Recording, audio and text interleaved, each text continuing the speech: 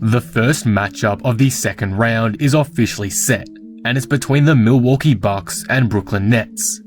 Both of these teams had dominant rounds to begin their postseason for 2021 and are playing at the top of their game. So, who wins this series? In today's video, I'll be taking a look at the second round matchup between the Brooklyn Nets and Milwaukee Bucks and predicting the series, each team's strengths and weaknesses, the players who need to step up, the keys to success, every little detail. Before we start, if you're new here and enjoy the video, be sure to subscribe. For more NBA content like this, I'm trying to reach 17,000 subscribers, so all support would be greatly appreciated. Anyway, with that being said, let's take a look at this second round matchup. The Nets showcased their dominance in round 1 versus Boston. Though there were patches where the Nets didn't look as unstoppable as originally thought, they were still able to easily rout the Celtics in 5 games and lock in an extremely hyped second round matchup against the Milwaukee Bucks. The combination of Durant, Harden and Kyrie has been lethal as expected, but it's when their role players step up when Brooklyn becomes the most dominant. And that was clear during their first round series, with guys like Joe Harris having some huge performances alongside the superstar players. Now we're going to have to see if that play will travel into round 2 against a roaring Bucks side. The Milwaukee Bucks were phenomenal in their first round matchup. Going in, they weren't even favourites to many fans, and a lot of us expected an intense, down-to-the-wire series between the improved Bucks and a Heat team that had just upset them the year prior. However, the Bucks shocked everyone and proceeded to sweep the Heat, completely embarrassing them and proving that they aren't the same team to the years prior. They are as legit as they've ever been. Led by Giannis, Drew Holiday and Chris Middleton, the Bucks will be feeling extremely confident going into round 2, and I doubt they'll be willing to mess around against the favourites of the comp. With that being said though, let's now take a look at the strengths and weaknesses of the Bucks and Nets and how they will impact their chances of winning this series, starting with the Brooklyn Nets. The Brooklyn Nets' biggest strength is obviously their offensive power. The trio of Kyrie Irving, James Harden and Kevin Durant is arguably the best offensive big three in NBA history, and when they're all gelling together, a team is zero chance of beating them. I mean, look at Game 4 against Boston. Kyrie and Durant both dropped 40 basically, and Harden dished out 18 assists. That's just ridiculous, and as a result, they cruised through this series. The big three not only benefits themselves, but the rest of the team. They space the floor so much that dead-eye shooters like Joe Harris get wide open shots consistently, and the superstars are able to collapse the defense constantly. Having that insane versatility that they have on this end will be important against the Bucks, and if their defense isn't up to scratch, it will be what gets them through this series. They're the best offensive team in the league based on field goal percentage and offensive rating, so expect this to yet again play a big factor in any success they have this round. I'm expecting them to try outscore the Bucks to win this series. Brooklyn does have a big weakness however, and that is their interior defense. Their big man rotation is very poor compared to other top tier NBA contenders like the 76ers and Bucks, running a combination of Nicholas Claxton, Blake Griffin or DeAndre Jordan at the 5 for the majority of their games, which is not a good thing. Though Claxton is a solid defender, the others are definitely not, and we saw that get exposed in Game 3 against Boston, where Tristan Thompson dominated the offensive glass and was a key contributor in the Celtics' shock win.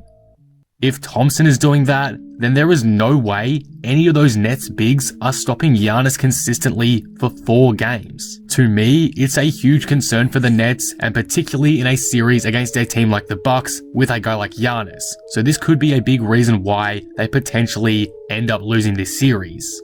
If their offense isn't up to scratch for whatever reason, they'll need their defense to lift, and I'm not too confident in their ability to do so. So those are the strengths and weaknesses of the Brooklyn Nets. What about Milwaukee? The first big strength of the Bucks is their interior defense.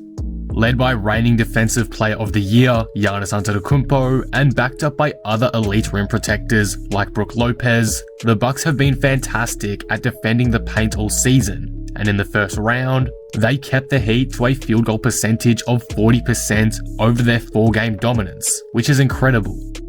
Against some fantastic slashers like Durant and Kyrie, the Bucks will need to remain on top of their game if they want to close out the Nets' ridiculous offensive team.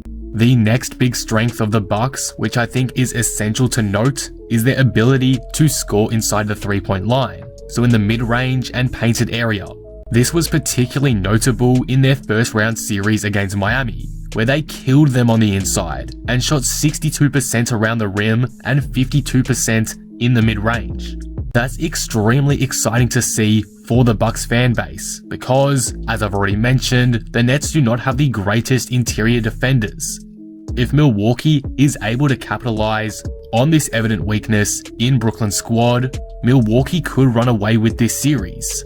Giannis and co should have a field day offensively inside. I just can't see anyone on the Nets slowing them down, so expect this strength of theirs from round 1 to continue into round 2. It's definitely something to watch out for. The Bucks must make the most of their hot play on the interior against an underwhelming Nets defense. So we'll see what happens. But again, this is a huge strength of the Bucks they must use to their advantage if they want to win this series. So those are the strengths of the Bucks. What is their weakness?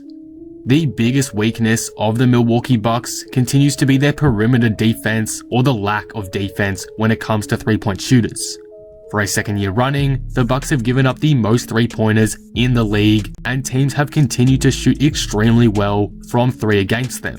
The Bucks were 29th in the league this past regular season in opponent 3-point percentage. They may have gotten away with this against Miami, whose shooters were very streaky all series long, but against the Nets, with guys like Joe Harris, James Harden, Kyrie Irving, etc., adjustments must be made to limit the attempts from downtown. Again, if the Nets offense gets flowing, it's practically impossible to stop them. So I think Milwaukee may need to change their defensive game plan this round. This weakness cannot remain against Brooklyn, as it could be very costly in determining the winner of this series. So those are the strengths and weaknesses of both teams. Now, let's take a look at some players who need to step up this series in order for their team to have the best chance at winning, starting with the Brooklyn Nets. For the Nets, their big men, in particular Blake Griffin and Nicholas Claxton, as they get the most minutes, need to step up. As I've mentioned quite a few times already, the Nets' interior defense has been poor this season, and their opponents this round, Milwaukee, just dominated a decent Heat team inside the paint. Bam Adebayo has proclaimed himself as a Defensive Player of the Year candidate, and he and fellow teammates got destroyed around the rim by Giannis and other Bucks players. Imagine how much Giannis will run riot against a worse defensive side, at least interiorly, because I will say that Brooklyn are solid on the perimeter, but that's not the point. This is why the big men of the Nets need to step up. They need to play some of the best defense they've ever played to try slow Giannis and the Bucks down, because if they don't, there's a good chance they get sent home. Shooting 62% from around the rim and 52% in the mid-range isn't exactly normal, but with the Nets' current defensive situation, it's hard to see that stopping. I know the Nets are probably going to try outscore the Bucks and rely on their offense almost entirely to get the job done, but if the Bucks' defense continues to be great, like it was last series, that may be harder to do than anticipated. This is not the Celtics anymore. This is a team with a legitimate superstar big man and healthy pieces surrounding him that just destroyed last year's finalists in 4 games. They are not a team to be messed with, so all pieces of Brooklyn must contribute if they want to win. That includes on the defensive side of the ball. And again, against guys like Drew Holiday and Giannis, who were superb last series inside the 3-point line, it will require plenty of effort in that area. It'll be a tough task, don't get me wrong, but if Griffin, Claxton, and Jordan all continue to play at the same defensive level and intensity that they just played at this past series, the Bucks are going to make the most of that advantage. So it's why they must lift in order for Brooklyn to move on to the Eastern Conference Finals. For the Milwaukee Bucks, Jrue Holiday needs to step up. I don't mean this in a bad way at all, because Holiday was brilliant last series, but I think he again needs to take it up a notch for Milwaukee to have the best chance at winning this series. Giannis is going to be a primary focus for the Nets, and slowing him down will be key, as I'll talk more about soon. So Holiday needs to provide that secondary/third option for playmaking and scoring consistently.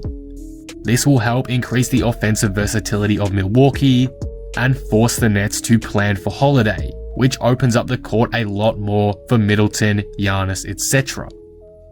Jrue will also be critical defensively. Again, he was amazing last series on that end and will need to continue to play that way against an even greater offensive team with guys like Irving and Harden. It will be hard to slow them down, but if he can do it to a certain degree, it puts Milwaukee in a fantastic position to win this series. Holiday was great last series, and if he can continue that play into round 2, both on offense and defense, the Bucks may just come out on top. As I'm recording this, another guy has popped into my mind that I think could step up for the Bucks to win this series, and that's PJ Tucker. He's probably going to be tasked with guarding Kevin Durant, which is obviously not an easy thing to do, but he's proven he's capable of slowing him down somewhat in the past. I don't know the exact statistics, but I think Kevin Durant shoots quite a bit worse when guarded by PJ Tucker. Tucker was critical last series in slowing down Jimmy Butler. It's why Butler was terrible last round, so if he's able to do that to a similar degree, maybe not lock down KD, but able to slow him down just a little bit, it will give Milwaukee an incredible advantage. So again, he's another guy that I could see Milwaukee needing to step up if they want to win this series. Finally, before we get into my final prediction, what are the keys to success for each team? For the Nets, it'll be shutting down Giannis. Obviously, that's easier said than done, but the Bucks won the season series against the Nets because he went off, dropping near 50 once on them and I believe 36 another time. He was simply unstoppable against Brooklyn, so his impact needs to be diminished this time around, at least to some extent. He can't be getting the looks he pleases. The Nets cannot afford for the Bucks to shoot over 50% from the mid-range and 60% around the rim again, because they're trying to outplay them offensively. And the best way to cut that down is by reducing the impact of Giannis. Again, that's easier said than done, but Antetokounmpo's play determines the outcome of a series usually for Milwaukee, as seen in previous years. So this will be essential for Brooklyn. I'd much rather have Jrue Holiday and Chris Middleton having the ball in their hands down the stretch of games than Giannis, so Brooklyn must keep the ball out of Antetokounmpo's hands as much as possible. For Milwaukee, it'll be slowing down Kevin Durant. This is almost exactly like the Nets situation with Giannis. Milwaukee had no answer for Durant during their regular season battles, and if they continue to have that problem, especially now against a fully healthy Nets squad, it will significantly hurt their chances of coming out on top. Milwaukee hasn't played the big three yet, so letting KD go off in 2 wins was maybe okay back then, but now that will be extremely costly. Again, like I've said multiple times in like the last minute, this is easier said than done, but if Milwaukee can get Brooklyn to rely on Kyrie and Harden over Durant, they'll be better off, as wild as that sounds. But with that all being said, after looking at the strengths and weaknesses for each team, the players who need to step up, and the keys to success, who wins this series, Brooklyn or Milwaukee? I've got the Nets moving on in 7 games, and here is why. I just think the Nets offense will be far too superior for the Bucks to handle. The Bucks defense did take a hit this year, at least it seems statistically, and if their game plan doesn't adjust to the Nets game style, they're going to get torched from distance.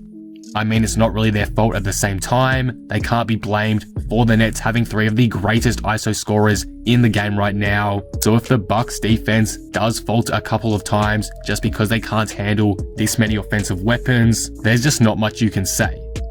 However, I do see the potential in the Bucks maybe even getting out of this series. I can't be mad if you have them winning. It's why I have it going to 7 games.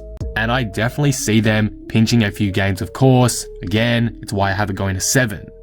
Though it will be hard to shut down the Nets offense for 4 games, I think they have the tools to do it a few times. I mean, if Boston did it once, then Milwaukee can at least do it twice. So it wouldn't surprise me at all if this goes the distance. Giannis will most likely dominate this series, but Milwaukee will still need to rely on other guys to get going if they want to match the offensive output of the Brooklyn Nets, which unfortunately, looking at this roster, I just don't think is sustainable. Overall, this is being set up to be one of the better series of the postseason, and honestly, I couldn't tell you who wins confidently. I'm going with my gut on this one. There's just something about the Brooklyn Nets Big 3 that seems unstoppable at their best, no matter how much the Bucks can utilize the Nets' weakness against them. It will be a long series for sure, and I'm expecting some enormous performances from the superstars of each side. But at the end of the day, it's just too hard to go past Brooklyn, no matter how dominant Milwaukee was last round. So I've got them winning this and heading on to the Eastern Conference Finals in 2021. And that will conclude the video. What do you guys think of this? Who wins this series? The Bucks or the Nets? And in how many games? Let me know all your thoughts down in the comments below.